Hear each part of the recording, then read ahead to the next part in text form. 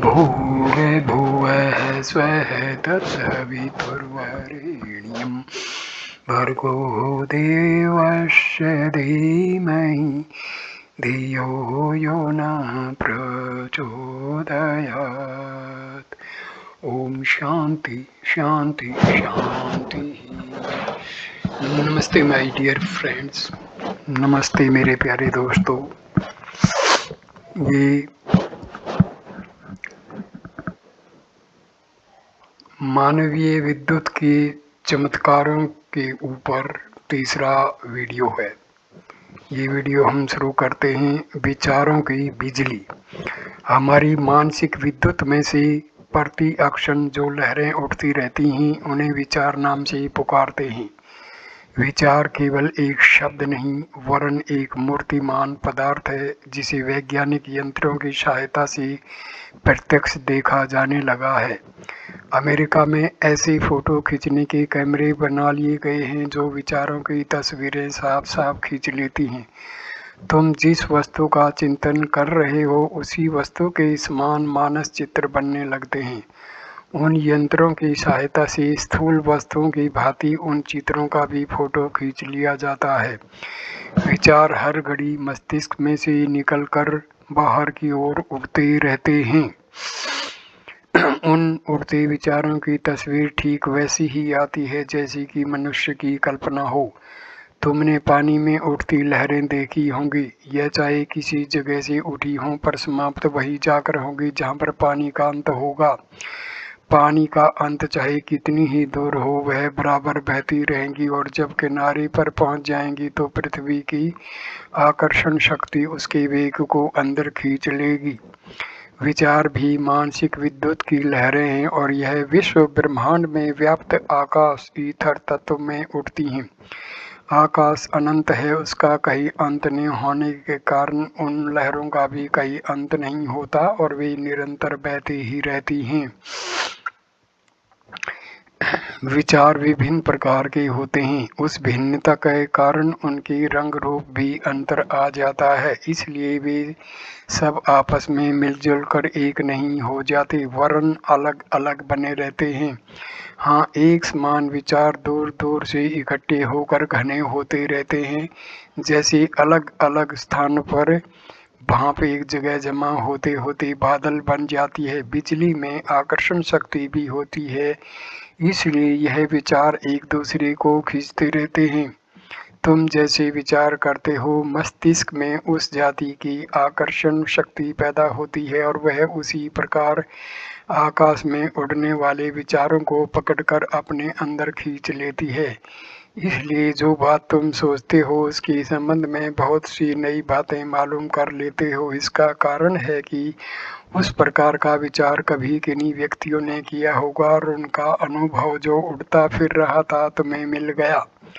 परोपकार और भलाई के विचार करने से वैसे ही विचारों का जमाव होता है और हृदय बड़ी शांति तथा शीतलता अनुभव करता है। इसके विपरीत क्रोध, घृणा, पाप, कपट के विचार करने पर वे अपनी जाति वालों को बहुत बुला लेते हैं और वे अपने दाहक गुणों के कारण मन को बेचैन बना देते हैं। कई महापुरुष प्रत्यक्षतः संसार की भलाई का कोई अधिक काम नहीं करते, परंतु वे उच्च कोटि की पवित्र विचारधारा संसार में प्रवाहित करते रहते हैं। तदनुसार जनता को इतना लाभ पहुंचता है जितना हजार आदमियों के शारीरिक कार्यों से नहीं हो सकता। अनेक महात्मा पर्वतों के कंदराओं में तप करते रहते हैं। यह नहीं सोचना चाहिए कि वे अपनी मुक्ति या स्वर्ग कामना के लिए परिश्रम कर रहे हैं। असल में तप द्वारा वे अपनी आत्म विद्युत को बहुत तीव्र करते रहते हैं और उसके द्वारा अपने पवित्र विचारों को ब्रॉडकास्ट करते रहते हैं और जिन्हें सांसारिक मनुष्य अपने मानस रेडियो यंत्रों पर भली प्रकार सुन सके। महात्मा गांधी स्वतंत्रता आंदोलन के लिए ज्यादा तादाद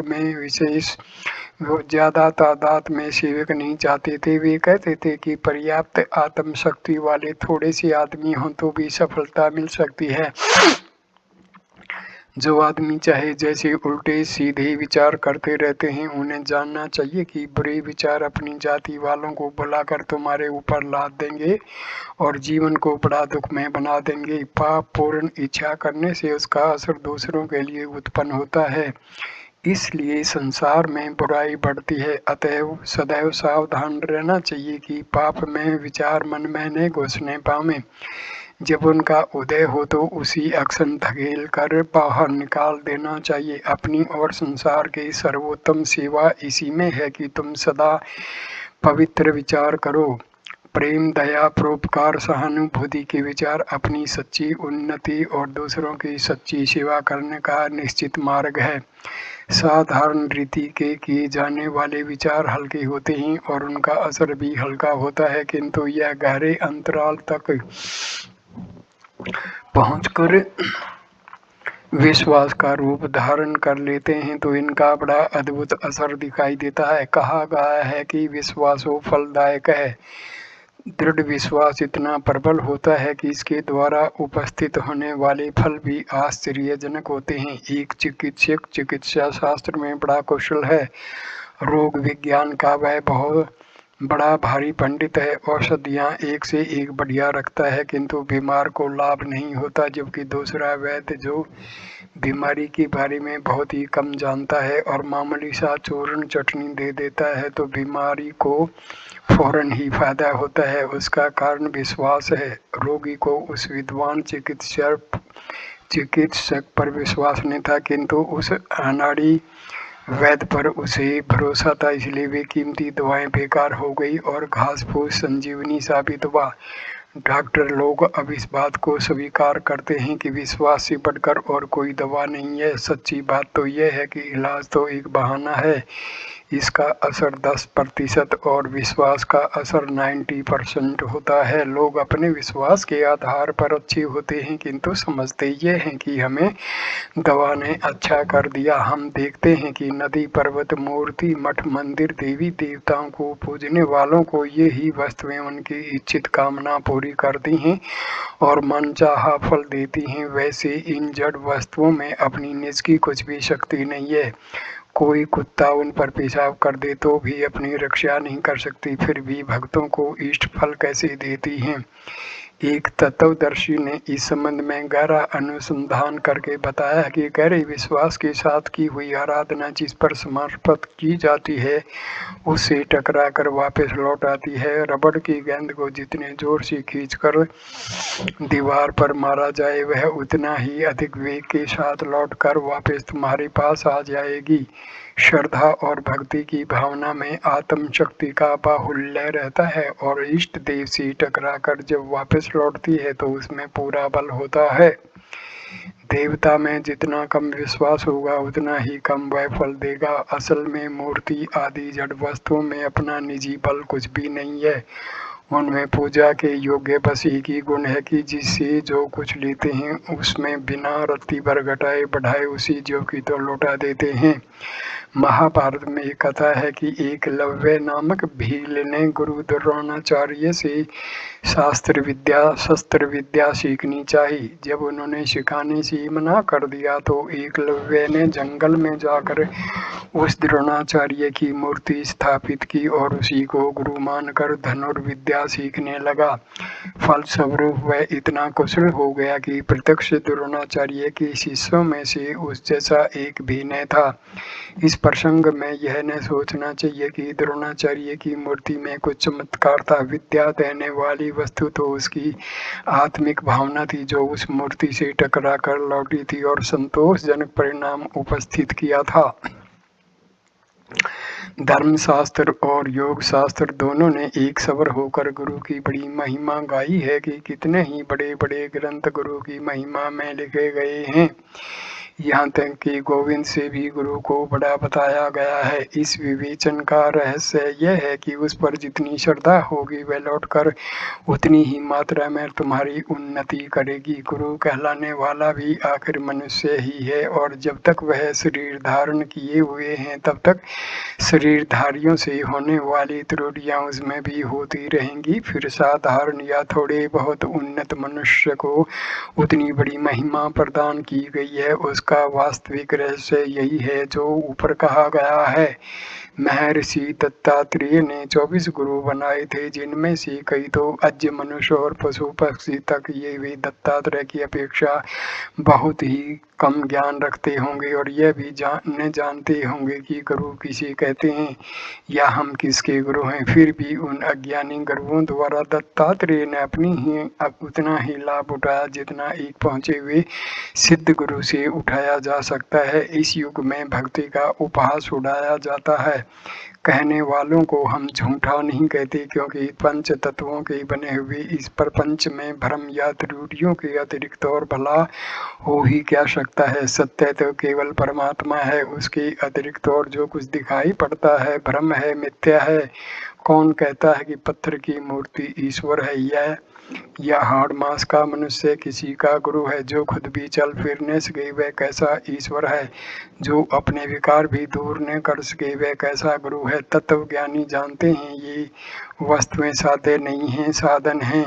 आत्मा अपने आप अपना विकास या पतन करता है। बाहरी वस्तुएं तो सहायक मात्र हैं, परंतु स्मरण रखिए कि मनुष्य को इन साधनों की अनिवार्य आवश्यकता है। बिना साधनों के साध्य तक पहुंचना असंभव है।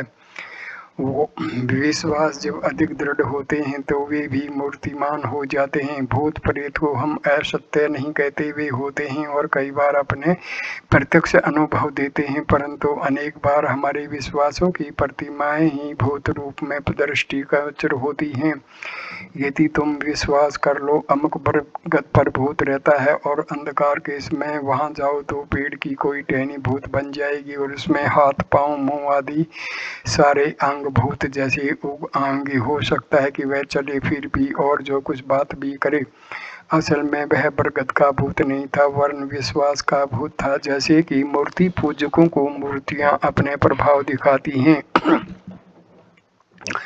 देखा गया है कि अधिकांश भूत उन्हीं लोगों पर असर करते हैं जो उन पर विश्वास करते हैं। हाँ, उन थोड़ी सी घटनाओं की बात अलग है जिनमें वास्तविक प्रेतों का समावेश होता है। तांत्रिक अनुष्ठानों के द्वारा मारण, मोहन, उच्चाटन, वशीकरण, स्तंभन, अन्य प्रकार के भले बुरे काम होते हैं। इन क्रियाओं में कितनी ही बार ऐसा देखा जाता है कि कुछ चमत्कारिक कार्य ऐसे होते हैं मानो कोई दूसरा अप्रत्यक्ष व्यक्ति हाथ पांव से इन कामों को कर रहा है। यह कार्य किसी भूत प्रेत के नहीं वरन तांत्रिक की भावना प्रतिमा के द्वारा होते हैं। छाया पुरुष कई व्यक्तियों को सिद्ध होता है। यह कोई और चीज नहीं, केवल अपने विद्युत परमाणुओं के द्वारा विश्वास के आधार पर रची गई एक सजीव मूर्ति है, जो सूक्ष्म तत्वों के कारण बनी हुई होने के कारण सूक्ष्म ज्ञान रखती है और कितने ही काम शरीरधारी की भांति या उससे भी अच्छी तरह कर सकती है, यद्यपि उसकी स्थूल देह नहीं होती। कर्ण, पिशाचिनी, यक्षिणी, भैरवी, दिव्य स्वप्न आदि की सिद्धियों में भी आत्म तेज के प्रबल चित्र बन जाते हैं, जो उग्र साधन द्वारा गहरे जमाए गए विश्वास की मात्रा के अनुसार कार्य करते हैं। देवताओं का या ईश्वर का दर्शन होना, दिव्य वाणी सुनाई पड़ना या किन्हीं व्यक्तियों में कुछ विशेष चमत्कारिक शक्तियां होना, यह सब मानवीय विद्युत के मूर्तिमान और जीते जागते चमत्कार हैं। स्त्री पुरुष आकर्षण। स्त्री और पुरुष के शरीर में अलग अलग प्रकार की विद्युत धाराओं का विशेष प्रभाव होता है। स्त्री के शरीर में नेगेटिव आकर्षण और पुरुष के शरीर में पॉजिटिव विकर्षण विद्युत अधिक मात्रा में होती है। युवावस्था में नवीन रक्त होने के कारण ये धाराएं भी अधिक मात्रा में होती हैं, किंतु दोनों ही एकांगी होती हैं। दोनों के शरीरों को लाभ प्राप्त होता है। युवा स्त्री और पुरुष के शरीर जब आपस में मिलते हैं तो इन दोनों को लाभ होता है और शारीरिक तथा मानसिक शक्तियों के विकास में मदद मिलती है। दोनों की अपूर्णता दूर होती है। संसार की जनगणना बताती है कि विश्व भर में विवाहितों की अपेक्षा अविवाहित लोग अधिक बीमार पड़ते हैं और अधिक मरते हैं। आप विधवा व विधुरों में शारीरिक कांति और अच्छा स्वास्थ्य नहीं देख सकते। वे किसी न किसी रोग का रोना रोते रहते हैं। इस सच्चाई को सुनकर चौंकने की जरूरत नहीं है। हम अखंड ब्रह्मचर्य या दीर्घकालीन ब्रह्मचर्य के विरोधी नहीं हैं और न शरीर शास्त्र का सत्य सिद्धांत ही उसके विपक्ष में है। जो लोग योग की विशिष्ट क्रियाओं द्वारा वीर्य की प्रचंड शक्ति को अपने काबू में करके पूरी तरह रोककर उसे दूसरी तरफ व्यायाम या ज्ञानोपार्जन में खर्च कर सकें, वे करें। वे दीर्घकाल तक ब्रह्मचारी रह सकते हैं, परंतु उन कुछ अपवादों के कारण शरीर शास्त्र की सच्चाई में परिवर्तन नहीं किया जा सकता। मध्यम श्रेणी के लोगों के लिए यह आवश्यक है कि वे विवाहित जीवन व्यतीत करें और स्त्री पुरुष आपस में मिलकर अपने शरीरों के अभावों की पूर्ति करते हुए स्वाभाविक जीवन व्यतीत करें। आज वेद तथा प्राचीन चिकित्सा शास्त्र इस बात में एक मत है कि साधारण विचारों के लोग यदि बहुत समय तक अपनी काम वासना को मारते रहें तो उन्हें प्रमेह, नपुंसकता या इस प्रकार के अन्य रोग हो जाते हैं। इसका प्रत्यक्ष प्रमाण विधवा और विधुरों की अस्वस्थता के रूप में हम घर घर में देख सकते हैं। अनुभव बतलाता है कि गृहस्थ धर्म पालन करने पर दोनों ही पक्षों को लाभ होता है। हानि केवल गर्भाधान की क्रिया को भंग करने में है। जो भोजन बनाने की क्रिया में गलती करता है वह परिणाम में कड़वी रोटी खाएगा, किंतु इस दोष के कारण यह नहीं कहा जा सकता कि रोटी का स्वाद कड़वा होता है।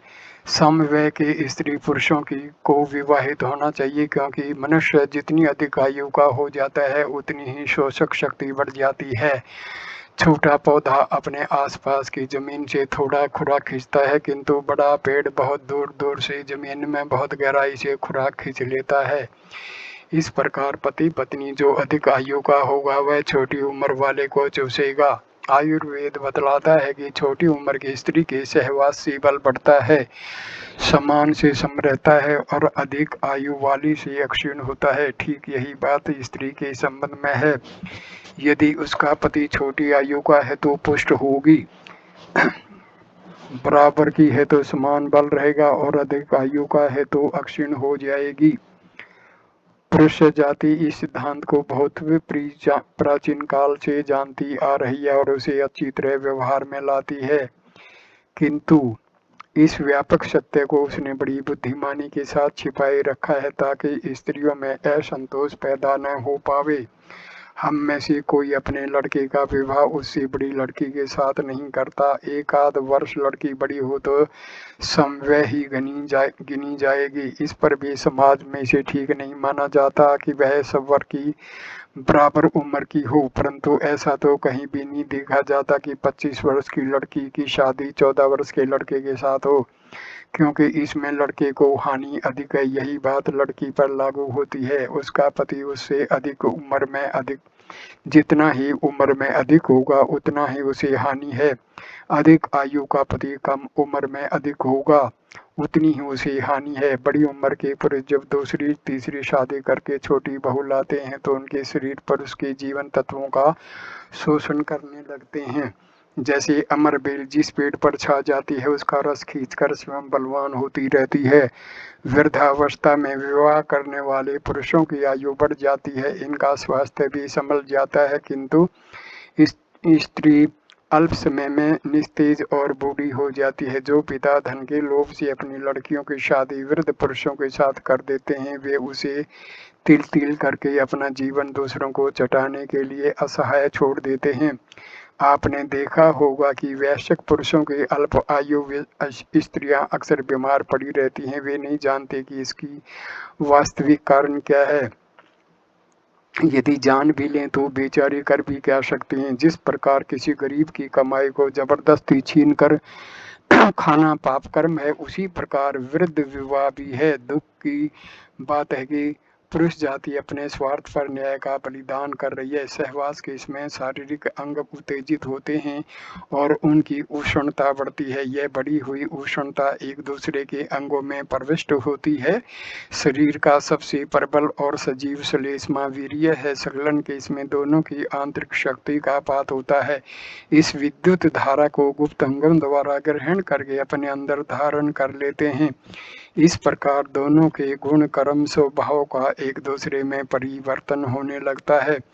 एक समान वस्तुएं आपस में आकर्षित होती हैं। यह विज्ञान का आद्य नियम है। स्त्री के विद्युत कण पुरुष शरीर में और पुरुष के स्त्री शरीर में व्याप्त हो जाते हैं। वे अपने मूल जन्म स्थान की याद करके बार बार उसी ओर खींचते हैं, जैसे कोई परदेशी बार बार अपने घर का स्मरण करता है। इस प्रकार दोनों के विद्युत कण एक दूसरे की ओर खींचते रहते हैं।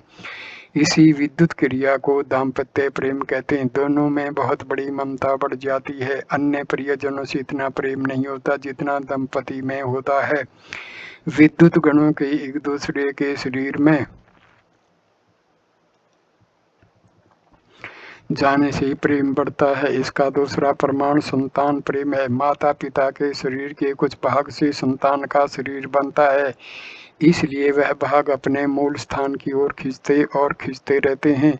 संतान के शरीर में पिता की अपेक्षा माता का भाग अधिक लगा होता है, इसलिए बच्चों में पिता की अपेक्षा माता की ममता अधिक होती है।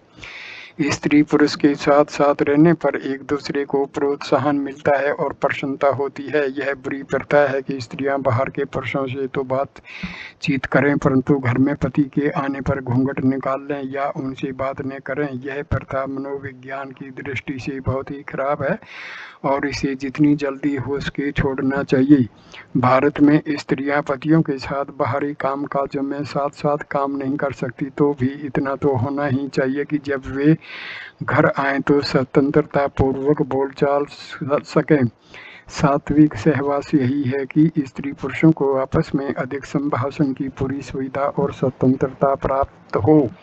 कभी कभी विशेष अवसरों पर आलिंगन आदि भी गर्भाधान क्रिया मर्यादा से बाहर कदापित न जानी चाहिए, क्योंकि दोनों के शरीर एक दूसरे को खींचकर अनावश्यक काम जागृत करते हैं। आवश्यकता से अधिक इंद्रिय उत्तेजना और पूरी निद्रा का न आना, यह दोनों ही बातें स्वास्थ्य के लिए अहितकर हैं। इसलिए यह स्मरण रखना चाहिए कि जब सोने का समय हो तो दोनों अलग अलग बिस्तरों पर आराम करें। वैश्यागमन ऐसा है जैसे दावत में सैकड़ों आदमियों की बची खुची थूक लार लगी हुई गंदी जूठन चाटना। इससे गर्मी सुजाक आदि शारीरिक कष्ट होते हैं, सो तो होते ही हैं, मानसिक अवस्था कई गुना अधिक होती है। वैश्याएं अपने कर्म को पाप कर्म मानती हैं। जो व्यक्ति जानबूझकर पाप कर्म करता रहता है उसका शारीरिक वातावरण बड़ा ही दुष्ट और घातक हो जाता है। ऐसे वातावरण के प्रभाव से बचे रहना कठिन है। वैश्या के पास जो आते हैं वे सभी पाप कर्मा होते हैं। वे अपनी अपनी सौगात वैश्या के मन पर छोड़ते जाते हैं। ऐसे असंख्य दुराचारियों की विचारधारा वैश्या के शरीर में भरी रहती है। उसके निकट आने वाला व्यक्ति उसके रंग की काली छाप लिए बिना बच नहीं सकता। वैश्या का शरीर और मन जिन पाप कृत्यों में दिन रात डूबा रहता है, उनका एक वायुमंडल तैयार हो जाता है। उस वायुमंडल में एक बार फंसकर फिर पीछा छुड़ाना बड़ा ही मुश्किल है। वैश्यालय, मदिरालय, द्यूत गृह या अन्य ऐसे ही स्थानों में व्याप्त असंख्य लोगों की दुर्वासनाएं नए आदमी के पीछे डाकनी की तरह चिपट जाती हैं और उसे खींचकर उसी नारकीय रंग में अधिक रंगने को बाध्य करती हैं। फलस्वरूप इनके चक्कर में पड़ जाने वाला आदमी उच्च जीवन से पतित होकर पाप और नरक की ज्वाला में जलने लगता है। पर स्त्री गमन में भय और सामाजिक दंड की आशंका भरी होती है। यह आशंका और भय प्रथम तो समागम को आनंद बना देते हैं, दूसरे वे भय के विचार मन में जमा कर अन्य शारीरिक और मानसिक उपद्रव उत्पन्न करते हैं। अतः इससे भी वैश्यागमन का ही भांति बचना चाहिए। सत्संग मनुष्य दूसरों की विद्युत शक्ति को भी खींचकर अपने अंदर धारण कर सकता है। संगति का भला बुरा असर होना प्रसिद्ध है। दुष्टों के संग से मनुष्य वैसा ही बनने लगता है और सत्संगति में रहकर सुधर जाता है। कारण यह है कि जिस प्रकार मनुष्य अपने गंध के परमाणु हर घड़ी वायु में फेंकता रहता है, उसी प्रकार मनुष्य शरीर भी अपनी शारीरिक विद्युत के परमाणु हर घड़ी इधर-उधर फेंकता रहता है। जिस प्रकार बगीचे का वायुमंडल सुगंध से भर जाता है, उसी प्रकार मनुष्य की शारीरिक विद्युत के परमाणु अपने आसपास वैसा ही घेरा बना लेते हैं जैसे कि उसकी विचार या शारीरिक स्थिति होती है। डॉक्टर लोग कहते हैं कि बीमार के पास उसकी बीमारी के कीड़े उड़ते रहते हैं, इसलिए स्वस्थ मनुष्य को उनसे दूर रहना चाहिए, नहीं तो वे कीड़े उन पर भी आक्रमण करेंगे। डॉक्टर लोग खुद बहुत सावधान रहते हैं। रोगी को छूकर वे फौरन हाथ धो लेते हैं। जो औजार रोगी के शरीर को स्पर्श करता है, उसकी भी सफाई करते हैं। वे जानते हैं कि ऐसा नहीं करेंगे तो बीमारी के कीड़े दूसरों पर हमला करेंगे। हम नित्य देखते हैं कि एक मनुष्य की छूत दूसरे व्यक्तियों को भी लगती है और कई बार तो वह भी उसी बीमारी में ग्रसित हो जाता है। यहाँ शब्दों के हेरफेर के कारण लोग समझने में भ्रम करते हैं। कीड़े जन्म से यह न समझ लेना चाहिए कि यह घुन, चींटी या दीमक जैसे कीड़े होते हैं। यदि वह इसी प्रकार के होते तो केवल उन्हीं लोगों पर असर करते जो उन्हें छूता, परंतु या तो पास जाने पर बिना छुए भी असर करते हैं। तब क्या यह मक्खी, पतंगे या तितली की तरह उड़ने वाले होते हैं? नहीं, यह इसी तरह के भी नहीं होते। वास्तव में यह किसी तरह के नहीं होते। इनका रंग रूप दुनिया के किसी भी कीड़ी से नहीं मिलता। जीव का प्रधान चिन्ह उसके हाथ, पांव, आंख, मुंह, इंद्रियां हैं। ऐसी कोई भी इंद्रिय इनमें नहीं देखी जाती। फिर यह जीव या कीड़े किस प्रकार हुए? असल में यह जर्म मनुष्य शरीर में से हर घड़ी निकलने वाली बिजली के परमाणुओं की शक्ल में देखे जाते हैं और उनके दोनों सिरों पर नेगेटिव और पॉजिटिव धाराओं के अंश अनुभव किए जाते हैं। हमारे मत की पुष्टि उस बात से भी होती है कि हर व्यक्ति पर असर नहीं करते, जैसे कि बिजली हर चीज पर असर नहीं करती। अस्पतालों में परिचारक छूत के रोगियों की परिचर्या करते हैं, पर वे बीमार नहीं पड़ते।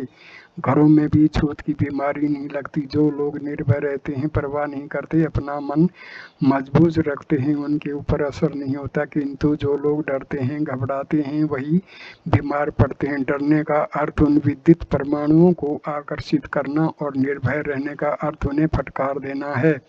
यह जम्ज बिना बुलाए किसी स्थान पर नहीं जाते, जैसे कि बिजली की प्रचंड शक्ति भी विरोधी वस्तुओं पर असर नहीं करती। यदि यह कीड़े मामूली कीड़े की तरह होते तो किसी के बुलाने की परवाह न करते, और जैसे चींटी दीवार पर चढ़ जाती है, वैसे ही यह रोग कीट भी हर एक मनुष्य पर चढ़ दौड़ते, परंतु ऐसा नहीं होता। यह नहीं समझना चाहिए कि यह जम्ज बीमार आदमियों के शरीर में से ही निकलते हैं। यह तो मनुष्य के शरीर से हमेशा हर हालत में निकलते रहते हैं। जैसे कि पानी में से भाप, मामूली तौर से हमें पानी में से भाप उठती हुई दिखाई नहीं देती, परंतु बर्तन में रखा हुआ पानी धीरे धीरे घटने लगता है और कुछ समय में सूख जाता है। इससे सिद्ध होता है कि यद्यपि हमें दिखाई नहीं देता, परंतु पानी धीरे धीरे उड़ता रहता है। रोगी और निरोग सभी मनुष्य के शरीर में से विद्युत परमाणु उड़ते रहते हैं और जैसे वे होते हैं, अपना असर दूसरों पर डालते रहते हैं। अन्य जीव जंतुओं में निरोधक शक्ति नहीं होती, इसलिए उन पर परमाणुओं का विशेष असर होता ही है। ऋषियों के आश्रम के निकट पहुँचते पहुँचते सिंह आदि हिंसक पशु भी अपना प्रभाव भूलकर प्रभावित हो जाते हैं, किंतु मनुष्य दूसरे ही प्रकार का प्राणी है। इसमें परमात्मा ने निरोधक शक्ति बहुत प्रबल मात्रा में दी है। उसकी इच्छा बिना कोई असर उस पर नहीं पड़ता। साधारणतः लोगों में यह निरोधक शक्ति बहुत कम मात्रा में पाई जाती है, किंतु यदि कोई व्यक्ति उस विषय से बिल्कुल अपरिचित हो या दृढ़तापूर्वक उसका प्रतिरोध करता हो तो उस पर कुछ प्रभाव न होगा। अक्सर अंधेरे में लोगों को डर लगता है, किंतु जंगली लोग जिन्हें अंधेरे में ही काम करना पड़ता है, इस बात को नहीं जानते कि अंधेरे में कोई डर की बात है। इस प्रकार एक मनस्वी व्यक्ति विश्वास करता है कि मुझे कोई भय नहीं डरा सकता, अतः वह भी अंधेरे में निर्भय विचर सकता है। महान पुरुषों के निकट वातावरण में आने पर असंख्य मनुष्यों पर असर पड़ता है। गांधी जी के विचारों से असंख्य मनुष्यों की जीवन दिशा बदल गई, उनके अंदर मानसिक क्रांति हो गई, किंतु उनका झोंपड़ा बनाने वाले मजदूर या अन्य अज्ञानी मनुष्यों पर उनका कुछ भी असर नहीं हुआ, यद्यपि वे उनके साथ रहे। इसी प्रकार एक दृढ़ विरोधी व्यक्ति पर भी इसका कुछ असर नहीं होता, यद्यपि महापुरुष की तुलना में वैसा प्रकार से नगण्य है। गांधी जी के एक पुत्र पर उनका रति पर भी असर नहीं था, यद्यपि वह उनके निकट संपर्क में रहता था। उपरोक्त पंक्तियों में हमारा यह बताने का अभिप्राय है कि दूसरों के शारीरिक और मानसिक शक्ति संपन्न विद्युत परमाणुओं को मनुष्य चाहे तो गहरे विज्ञान या प्रबल मनस्विता के द्वारा रोक भी सकता है। शेष दिशाओं में उनका असर दूसरों पर अवश्य होता है। उपरोक्त अपवाद कहीं हजारों घटनाओं में एक आध बार देखे जाते हैं, अन्यथा साधारणतः मनुष्यों की मानसिक स्थिति ऐसी ही रहती है कि वे नए प्रभावों को ग्रहण करें। बालकों में न तो गहरा अज्ञान होता है, क्योंकि इसमें उनके पूर्व संस्कार पूर्णतः सुप्त होकर नए सांचे में नहीं डल गई होती और न निरोधक शक्ति का विकास होता है, इसलिए वे जैसे लोगों के साथ रखे जाएंगे निश्चय वैसे ही बन जाएंगे। इसमें भी कुछ अपवाद पाए जाते हैं। कुछ बालक माता पिता से विरुद्ध गुण स्वभाव के होते हैं, इसका कारण उनके प्राचीन संस्कार अत्यंत प्रबल समझने चाहिए। उपरोक्त कुछ अपवादों को छोड़कर शेष 99% लोगों पर संगति का असर होता है। किसका असर किस पर कितना होगा, यह एक प्रकार की कुश्ती है, जिसकी धारणा योग्यता और आकर्षण शक्ति जितनी अधिक होगी वह दूसरों को उतना ही अधिक अपनी ओर आकर्षित प्रभावित कर लेगा। रोज हम लोग बहुत से लोगों से मिलते जुलते हैं, पर कोई खास असर अपने ऊपर नहीं होता, क्योंकि उनके विद्युत परमाणु साधारण स्तर के होते हैं और हमारे मन से टकरा कर लौट जाते हैं, किंतु विशेष शक्ति रखने वालों का असर हमारे ऊपर अवश्य हो जाता है। विशेष रूप से भले या बुरे लोग ही किसी को प्रभावित कर सकते हैं। हमारे मन में जिस प्रकार के बीज होते हैं उसी प्रकार के लोगों की ओर आकर्षण होते हैं और उनके सहवास से उन चीज़ों को वृक्ष रूप में बढ़ा लेते हैं। तब कहा जाता है कि अमुक मनुष्य का अमुक प्रकार का असर इस पर हुआ है। जब तक सांसारिक अनुभव परिपक्व दिशा में नहीं होता तब तक दोनों तरफ झुकने का अंदेशा रहता है। नवयुवकों में से हर हवा का विरोध करने की क्षमता नहीं होती और वे जैसा देखें उस पर बह सकते हैं। कई अधिक उम्र के व्यक्ति भी ऐसा ही मुलायम मन लिए हुए होते हैं और दूसरों से बहुत जल्दी प्रभावित होते हैं, किंतु जीवन की एक दिशा निर्धारित हो जाने, कुछ सिद्धांत निश्चित कर लेने पर अपने विषय का ही प्रभाव पड़ता है। अन्य प्रकार के असर व्यर्थ हो जाते हैं। आपको अपना जीवन जिस ढांचे में डालना हो उसी प्रकार के प्रतिभाशाली लोगों का सत्संग कीजिए और उनके निकट श्रद्धा के साथ आदरपूर्वक विनम्र होकर जाइए। नम्र होने का तात्पर्य अपने अंदर अधिक ग्राहक शक्ति उत्पन्न करना है। तद्वित प्रणपातेन परिस्पर्शनेन सेवया, अर्थात प्रणाम करके, सेवा करके और प्रसन्न करके ज्ञान को प्राप्त करो। अहंकार युक्त उद्धत स्वभाव के साथ सत्संग करने का अर्थ अपने अंदर निरोधक शक्ति को भर लेना है। इससे उसको कुछ भी लाभ नहीं मिलेगा। जिसे कुछ प्राप्त करना हो उस पर श्रद्धा करते हुए नम्रता पूर्वक उसके निकट जाओ। ऐसा करने से तुम्हारी आकर्षण शक्ति बढ़ जाएगी और उन महानुभाव के आसपास उड़ते हुए परमाणुओं को अपने अंदर खींच सकोगे। पवित्र लोगों के निवास स्थान पर बैठने से ही अपने अंदर बड़ी शांति प्राप्त होती है और बुद्धि का विकास होता हुआ दृष्टिकोण होता है। दो व्यक्ति जब एक दूसरे को कुछ लेन देने की दृष्टि से एकाग्र होकर सत्संग करते हैं तो उसका फल बहुत ही चमत्कारिक होता है। दोनों की एकाग्रता हो जाने से दोनों आपस में संबंध हो जाते हैं। एक व्यक्ति अपना ज्ञान दूसरे पर फेंकता है और दूसरा उसे पूरी तरह पकड़ता है। वह ज्ञान ग्राहक के अंतःकरण में बहुत गहरा उतर जाता है।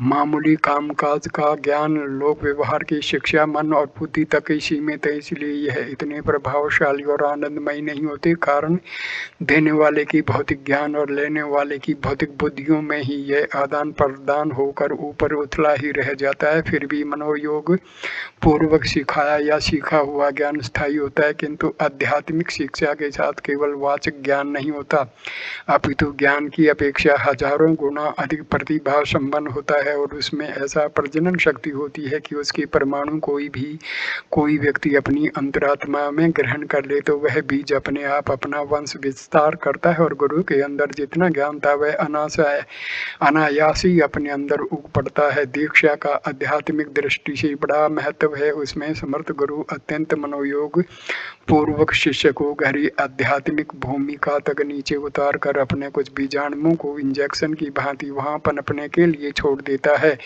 यह बीज अमर होकर उसके अंतराल में पड़े रहते हैं और यदि सिंचन हुआ तो बहुत जल्दी फलित हो उठते हैं, अन्यथा किसी भी दिशा में मरते नहीं और जब भी अवसर पाते हैं हरे हो जाते हैं। आज दम्मी और अयोग्य व्यक्ति गुरु दीक्षा जैसे अत्यंत दुरूह संस्कार को करने का साहस कर डालते हैं। वे धन के लालच से उच्च कोटि की योग क्रिया को भी तमाशा बनाते हैं और इसका उपहास कराते हैं। यह कितने दुख और लज्जा की बात है। उच्च आत्माओं द्वारा दी हुई शिक्षा निष्फल नहीं जा सकती। उसकी प्रक्रिया बहुत जल्द ही दिखाई देने लगती है। कई योगी शिष्य के सिर पर हाथ रखकर उसकी कुंडलिनी जागृत करने की अक्षमता रखते हैं। हमारे अपने अनुभव में ऐसे कई महात्मा आए हैं। वे जब अपनी आत्मिक तेज उगर करते हैं तो उनके शरीर में बिल्कुल बिजली जैसी धारा चल उठती है। उनके शरीर को उस समय छूने पर बिल्कुल बिजली से भरे हुए तारों को छूने के धक्के का अनुभव होता है।